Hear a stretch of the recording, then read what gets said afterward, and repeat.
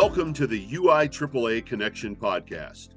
We thank GoFan and VNN, the exclusive sponsors of the UIAAA Connection. Now operating as one combined company, GoFan and VNN offer a seamless experience through digital ticketing and athletic websites. They make it easy to direct fans to one central place for schedules, communication, and tickets for both home and away events. We appreciate GoFan and VNN for their continued support and exclusive sponsorship of the UIAAA Connection podcast. And welcome back to another edition of the UIAAA Connection. I'm your host, Mark Hutch Hunter. Today we have as our special guest Harold Robinson, Assistant Principal at Millard High School in Utah. Welcome to the podcast, Harold. Thank you, Hutch. Good to be with you. Let's have you begin by sharing with our audience, both in Utah, across the nation, and internationally, where you grew up, where you went to college, your first job, etc. Fantastic. First of all, it's just great to be with the legendary status of Hutch. Yeah, that's so awesome because we go to those UIAAA conference and anyway, it's just fun to see you recognized and all the good things you're doing. So thank you. I appreciate that. You bet. Okay, so a little bit about myself. I grew up here in Fillmore, Utah, just a rural area, central Utah. I was a shy farm kid, and so I learned how to just enjoy all the opportunities that came with small town living, time standstill here in Fillmore, and enjoyed that. After high school, I went on to Driggs College, the only kid out of my high school class to go out of state, and that was a learning experience for me because I was pretty shy. And then I served an LDS mission in Oklahoma for 2 years. Following my mission, I went to Snow College. My dad wanted one of his kids to graduate from Snow College, and so my little brother had just graduated at the time and thought it was a good combination where we could get together and go to Snow College and prepare him for what's ahead of him. Following Snow College, I had a former bishop that he encouraged me to look into the insurance business. And I didn't ever consider myself as a salesman, but I thought, I'll look into this. And I was at JUAB in Nephi, Utah for a couple of years. And while I was there, I had the opportunity to be a JV basketball coach. And I think that's really where love of coaching came from. It was we're rivals at the time, Millard and JUAB. And so it was kind of interesting to see the looks of Millard fan base and see me wearing the crimson and gold. So after that, I really wanted to go back to school and get into teaching. So I went to Utah State and ultimately did my student teaching at Bear River High School. My major was in psychology and minor was in history, which is not a very good combination if you're going to look for a job. So, but while I was at Bear River, there was a counselor at Bear River, and I really liked what they were doing. They were working with kids one-on-one. I thought, this is what I really want to do. So I went back to school at Utah State and went through the school counseling program, got my master's.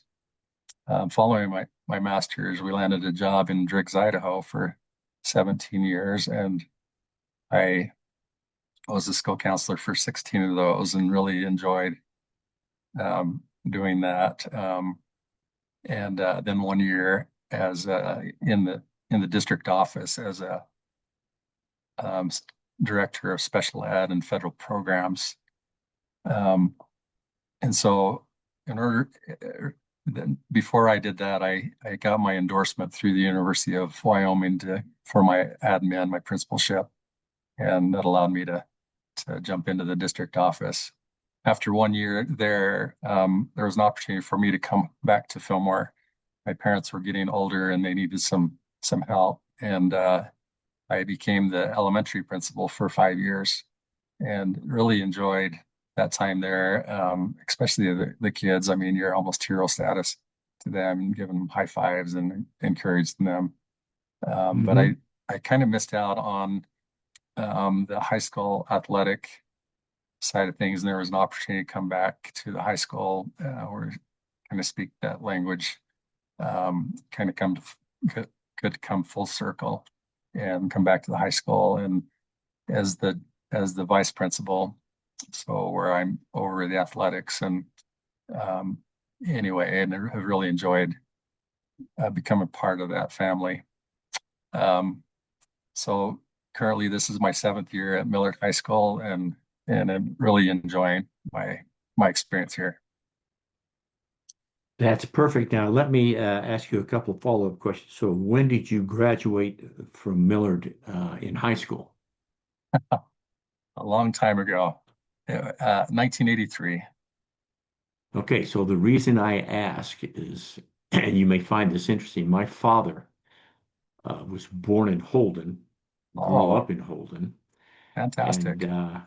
but so he had a cousin, Lex McKee, who's uh, had a daughter, Sue, who went to high school with me at Highland back in '71. But then Dave McKee, who later played for BYU, his family moved down to Holden and he went to Millard. And I'm wondering if you crossed paths with him at all. I remember Dave McKee, and he was a fantastic athlete. Yeah, absolutely. That's great connection. Yeah. Thank you for bringing that up.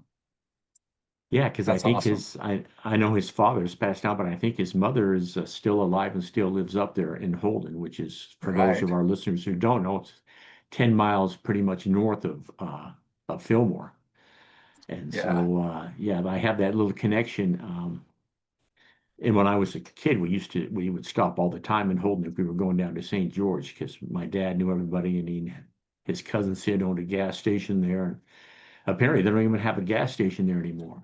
So Not anymore. In fact, with the water situation, in the past they've dried their springs have dried up, and so it's been kind of sketchy. So it'll be interesting to see how Olden fares this year. We're hoping for some water. So interesting. So let me ask you this: in Fillmore, did you have much of a chance for youth sports? oh yeah, yeah, absolutely. In fact, some of my best experiences were um, just playing at the old armory um, in Bantam basketball, and also the wrestling program had been strong at that time. So that was one of the things that I battled back and forth. What do I do, basketball or wrestle? And Sure. but they had some great youth programs at that time as well. Now, let me ask you to share with our audience some of the mentors and leaders that you've had in your life influenced you both as a young man and professionally once you got into education. So I'd have to say my mom was probably my go-to. She um, anyway, I grew up in a house that was small. I had 8 siblings and shared a bedroom with with 4 brothers, and so it was pretty chaotic. But she and I knew that our money situation wasn't great, but she found a way for me to get my Letterman jacket and class ring and everything else. She was always there listening to me. She helped in the special ed department. Um, anyway, I can't say enough good about my mom, but my dad also quiet. Community service. He was in the city council for 12 years and acted as a mayor for 6 months. Um, anyway, because he was quiet when he did speak, people listened. Um, most of my other mentors, I guess, in coaching, happened in at Driggs, with helping with softball and basketball.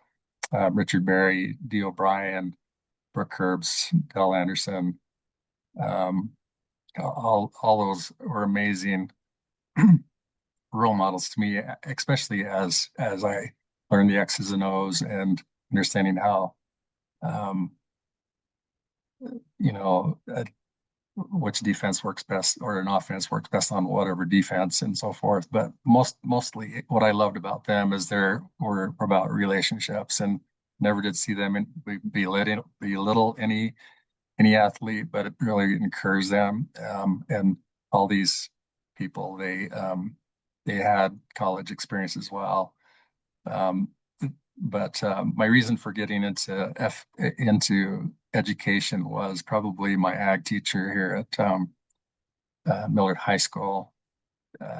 He really took an interest in me and believed in me, and he was a former bishop of mine as a kid growing up, and just grew to love that man. In fact, he had 60 years in education, 35 at the high school, and then 25 working on adult ed at the local prison.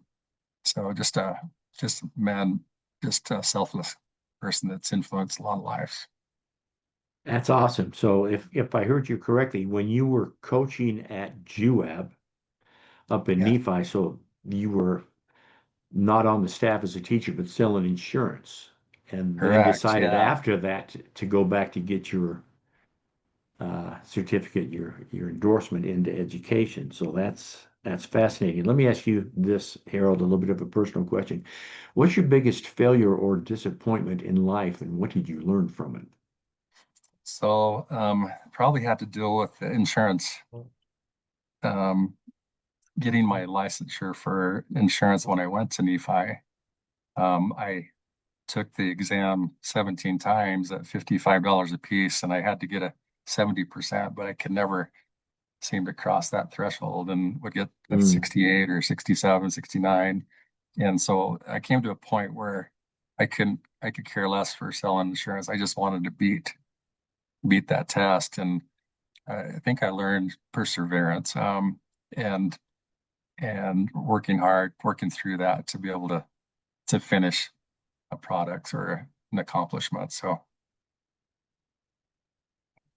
perfect. Now let's have you talk for a minute about your journey with the UIAAA, how you first became interested, how you first became involved. Share with our audience how that all happened.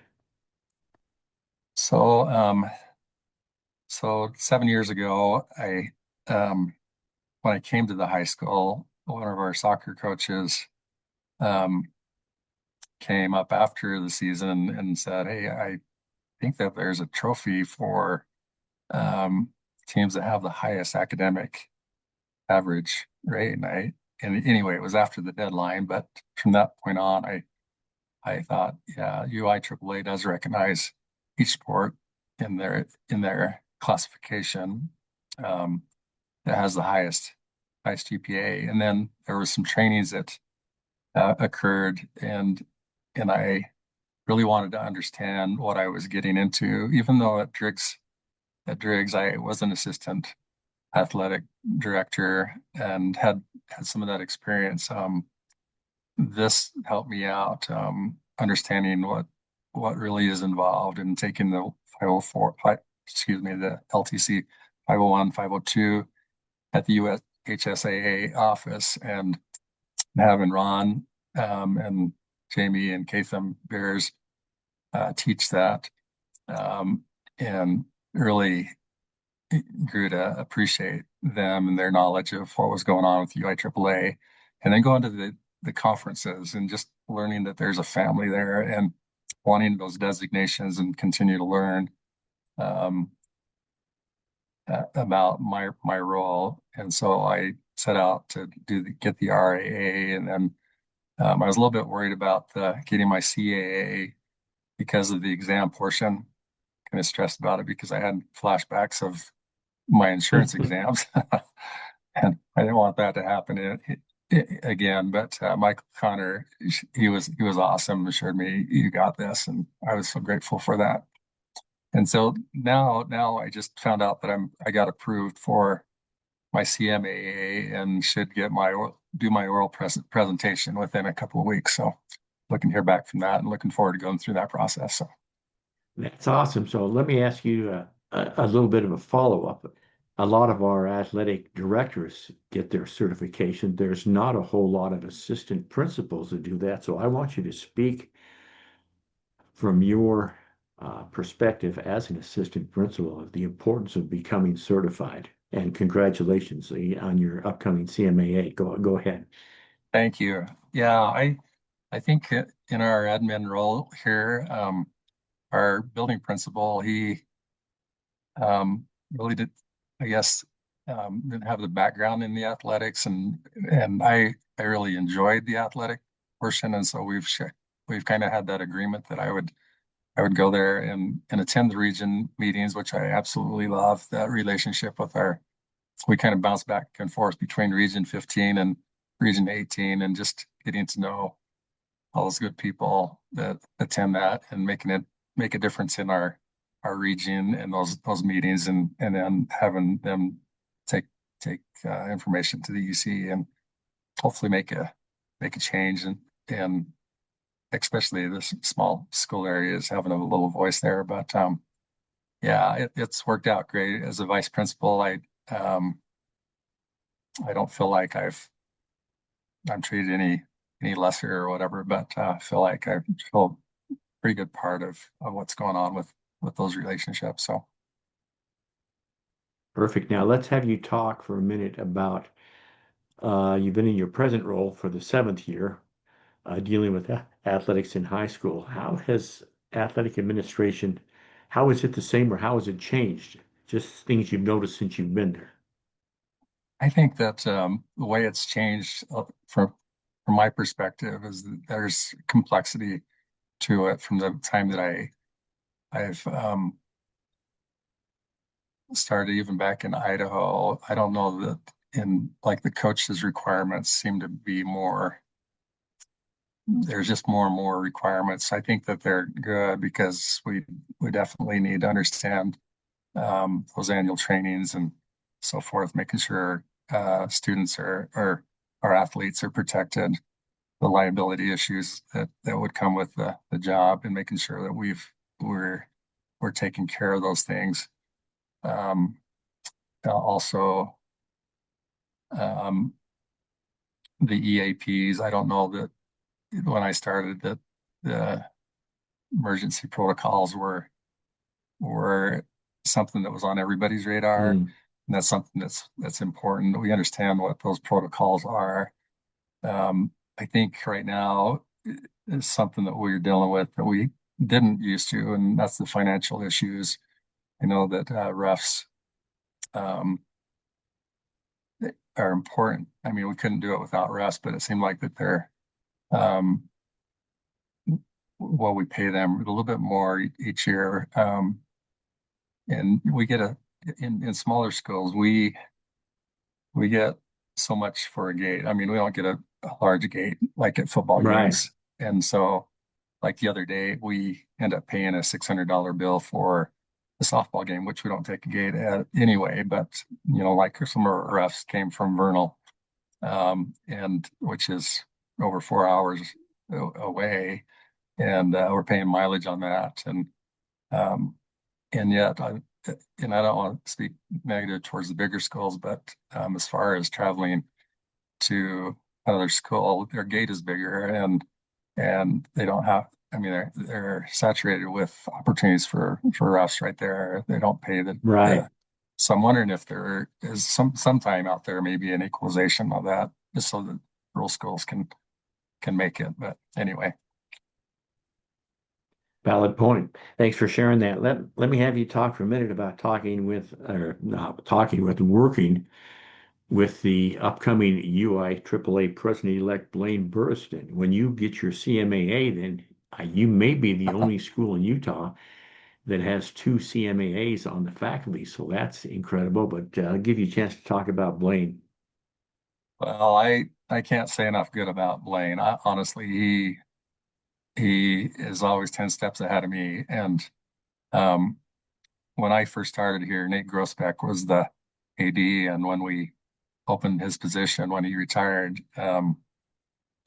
it was within a matter of minutes that Blaine had applied for that. And that's just how he runs. He sees an thing and he just goes and gets it. And like the other day, we just built a brand new school here, and normally at a football game we have three gates, but because there's a gap in our two of our new buildings, it didn't even cross my mind.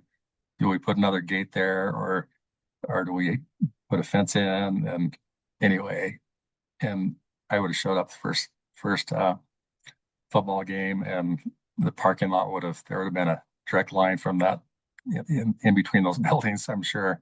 So, but he is always like that. I mean, I asked him for certain things, and he's already. I mean, again, he's 10 steps ahead of me. He's very familiar with and respected throughout the state. And just going to our meetings and stuff, I just he's admired, and he's a great resource. Well said. I meant to ask you this earlier before we get to our next question. So you had talked when you were younger, growing up in a house with 8 siblings, 4 brothers and 4 sisters. That's another thing that we have in common. I also have four Oh, brothers and 4 sisters. And so talk about whether you're in a big city like I was or in a smaller town like you were, about the fact that you've got so many siblings and what a blessing that is. well, like I said, grew up on a farm. Most of us all had hay fevers, and some of us have asthma. So it was kind of a rough deal for my dad, but we still did it and went out and choked through the hay dust and whatever. But uh, it was actually a wonderful experience because there was never a dull moment, other than probably when my older brother was putting me in a figure four and tormenting like that, or I was doing the same for my younger brothers and stuff. But it was, it was, I wouldn't have had it any other way. There was just some great memories as childhood. So, That's perfect. Let me ask you this, Harold. What's one common myth about athletic administration that you would like to debunk to the general public? well, I would have to say again, the breadth and scope of what it all involves. I think sometimes we think an AD goes and puts the tablecloth on the table for the gate in the cash box and to make sure everything goes on well at the game, and that's it. But it is so much more. It's again working with our biter, making sure our kids fill out their or their pay to play and their information, um, coaches and even the coach trainings and so forth. I mean, it's an opportunity for coaches and to be able to, or for ADs to be able to be a coach for coaches. And that's another thing I love about Blaine. We did a book report one year with Fearless Mind, Craig Manning, and some of the things that are in there, and I think it was very well received. That when our athletes make a mistake, they spend too much time thinking about that mistake, or if they're worried about a mistake, there's either shame thinking about what could happen or shame of what I did wrong. And we got to get that mindset out of kids and help them focus on this is what I need to focus on. And if this happens or this happens, don't worry about it. Let's just move forward and focus on the present. Well said. Thanks for sharing that. Harold, what's the favorite part of your job? I would have to say the relationships. Um I sometimes in this job it's a late harvest thing, and sometimes I don't see the fruit of that for years down the road. But um, there's just a lot of different things. It's not there's an opportunity for me to teach. When I was a counselor, all I had to do really well prepare kids for college and careers, but just make sure that their day is going well. As an administrator, there's opportunities to teach, and this is why we do certain things, and we see some good that comes from those opportunities that do that, or that we get to do. But again, it comes down to relationships is bottom line. Well said. We'll finish up with a couple of questions. The first being this. Harold, you've got two suggestions for a brand new AD, and they have to follow your suggestions in order to become a success. What would your two suggestions be? Well, the first one is get the training, understand really what your role is, and work on those designations. They really do prepare you for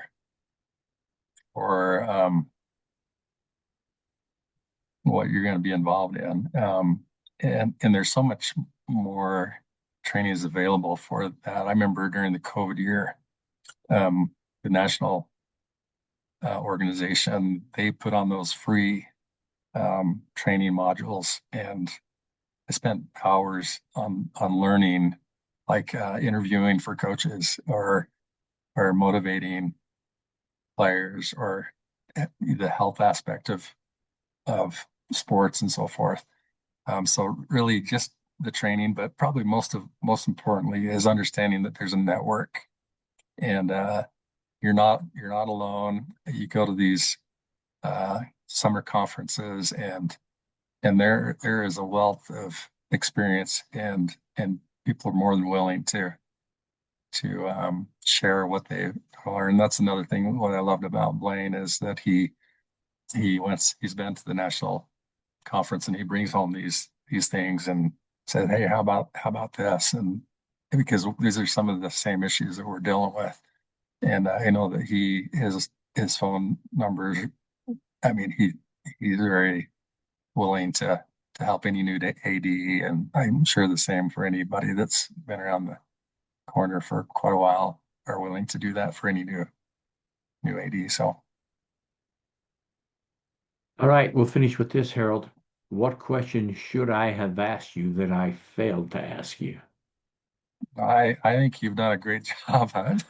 But I really don't have any others. I do really love looking at or watching the UIAA connection, and seeing those who have been on before me, and they're just so insightful. Even like not too long ago, Rob Cuffs, remember his, and it's just fun to hear their backgrounds and so forth. Rob grew up over the mountain from me, and understanding his the process that he went through, and just learning from others. So no, you keep up the great work. I'm grateful for you. All right. On that note, that wraps up this edition for the UIAAA Connection. Again, our special guest today has been Harold Robinson, Certified Athletic Administrator, soon to be CMAA, and the Assistant Principal at Millard High School in Fillmore, Utah. Harold, thank you so much for being on the podcast today. Thanks for your time much. Appreciate it. For our listeners, we hope you tune in again next week for another edition of the UIAAA Connection.